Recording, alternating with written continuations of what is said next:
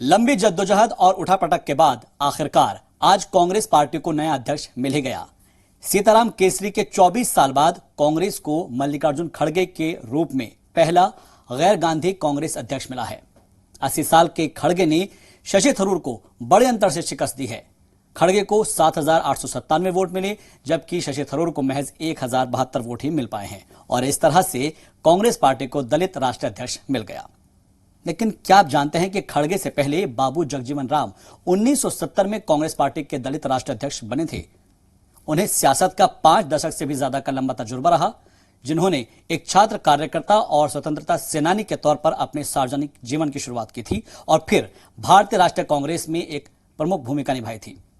1940 से लेकर 1977 तक वे एआईसीसी के सदस्य रहे और 1948 से लेकर 1977 तक कांग्रेस कार्य समिति में रहे और फिर 1950 से 1977 तक केंद्रीय संसदीय बोर्ड में भी रहे।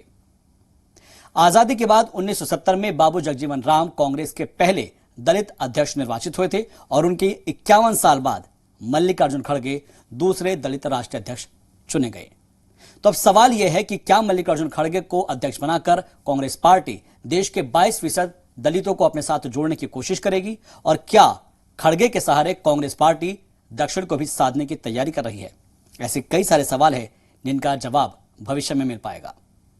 ये वीडियो आप देख रहे हैं जी सलाम के डिजिटल प्लेटफॉर्म पर शहबाज के साथ और ऐसी ही जानकारी वाली वीडियोस के लिए आप जुड़े रहिए जी मीडिया के साथ।